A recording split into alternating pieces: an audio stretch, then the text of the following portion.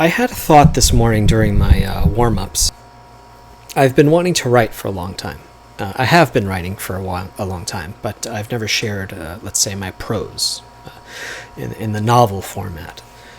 Most of my writing has been done in script form because I have this sort of fear of judgment, I guess. My prose, especially, might seem forced or boring, and a lot of the time, or part of the reason I taught myself to draw for so many years was because I actually like writing more than drawing, as much as I like drawing.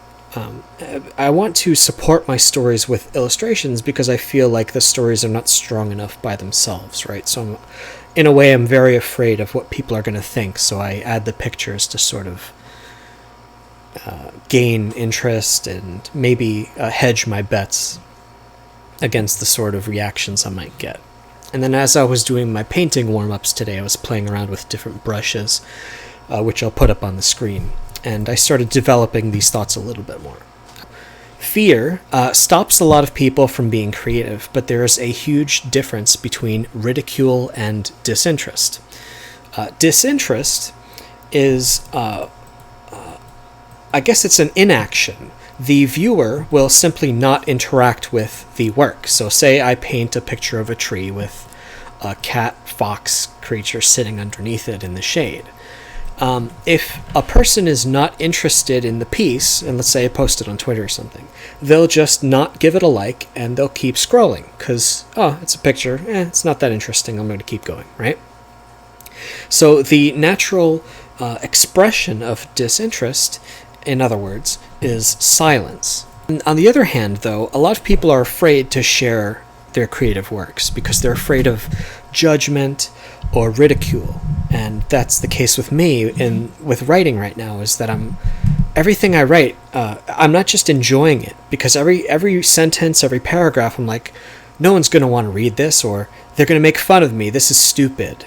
And that's, let's put it this way, I'm more confident sharing my art than I am with my writing, even though I enjoy writing as much, if not more. But I'm more afraid of ridicule with the writing, so I don't share any of it, unless it's accompanied by drawings. But with ridicule, it's different. The fear is different, because I'm not afraid of disinterest, because if I'm doing something and no one cares, it's kind of, sad, whatever. Oh man, I gotta get better. That's the reaction. It's not, I am now nursing a wound. Unless I think I'm better than I am, but that's another discussion. But what I'm really afraid of, I guess, as a creative person, I think a lot of people are, is ridicule and judgment. And I realized, though, this morning that ridicule and judgment takes effort. The viewer has to actively spend calories, mental calories, to judge a person or a piece of work that they don't like. So it takes effort to tell an artist, hey, that piece sucks, you suck.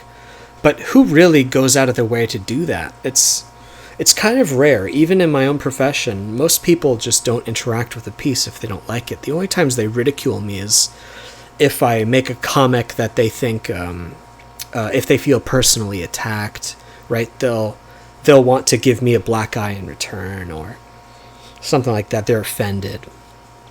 So you see, judgment actually takes effort. It's the sort of let's say there is a type of person, a rare type of person that you might interact with like 1% of the time that is just miserable all the time, and they wake up miserable every day, and they want to spread that misery to others. And they might see you having fun with your art, let's say, or writing, and then they might just need to chop you down because they're essentially jealous. They see you having fun, and they can't have fun because, I'm a better writer than George, I'm a better artist than George, but I never share my work. How dare he show his crap work? I'm way better than him, and I have the sense not to share it with others. I think that kind of person is, this word gets overused, that person is toxic in the sense of virus. They will spread that virus of negativity to anyone who will allow themselves to be coughed on. right? So if you try to interact with that person, be like, no, you're a jerk, it's really just like being in a room with someone who has COVID. Like, it's probably best to just not be in the same room as that person. So essentially block them off. You won't catch it. Let them just be toxic over there, and whatever. They can call you names. You can't stop them, but who cares? Think about the type of person who might go to a party. Let's say you're having a dance party. This is silly. I'm listening to 80s music this morning, and I'm just dancing in my living room because I'm having a great time. And then someone busts through the door and says, hey, George, you suck at dancing and your singing is terrible. You're not allowed to have fun. Who's really the dumb person in this scenario? I guess what I'm trying to say is, both to myself, especially, I guess to other people, but especially to myself with writing, don't let yourself be afraid of enjoying your creative gifts if you have gifts in the first place. But why shouldn't you be creative and show other people? Why should you be afraid? People might make fun of you, but that takes effort. And if their creative expression is chopping other people down, I don't think their careers are going to get very far. So maybe those people don't matter. And I mean that in several levels of depth. Maybe they don't matter. There are a couple of exceptions to this rule. I was writing some notes down as I'm editing this video, and I want to expand a little more. There is a difference between giving feedback, a critique, versus criticism. So I used to be an art teacher, art student, of course. I've been in several classes. I've given several classes where there has to be also a distinction between the two words, critique and criticism. But in order to, I guess, package feedback as one word, I want you guys, this is the way I would tell a student, or myself as a younger person. Think of, I'm going to make a work, I'm going to show you the work, and now I would like some feedback so that I can improve, right? Feedback is a scalpel. Think of it like this. Think surgery, right? Now, you're going to give me feedback on my work. I give you a knife, essentially, to start slashing away, making cuts, right? There is a difference between a critique and criticism. A critic might wield that scalpel a little more aggressively than someone critiquing you. But what is the purpose of feedback? And I think a lot of people are afraid of feedback and criticism and ridicule because maybe they themselves, like let's say I'm very harsh on The Last Jedi or The Last of Us 2, the creative decisions they made to change existing properties, let's say. So I might critique it very harshly. But think of feedback as a scalpel. If a guy comes up to me and starts wielding it and slashing it around and swinging it wildly, I just want to get away from that person because I'm afraid of being harmed by that scalpel, right? But part of growing as a creative person is wanting to improve your work so that it becomes more effective at showing what you want it to say. The critique would say, hey, this is how you can maybe do that comic even more effectively.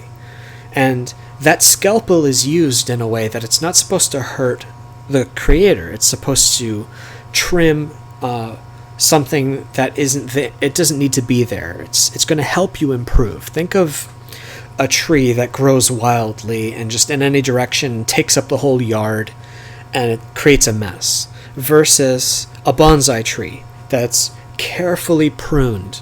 You look at it from every angle, you make little snips here and there, let it grow in this direction, and it creates a beautiful shape of its own, and all you did was help it grow in the direction that it wanted to grow in the first place. So creatively, there's a lot of weeds that grow along with our work, and that's stuff that needs to be edited. So I just wanted to make the distinction that I'm not making the hypothesis that we should be afraid that we should create and not expect to, or expect to create a masterpiece the first time. There will be critiques, there will be edits, but there is a massive difference between carefully pruning a work to make it even better or to express its thesis more clearly.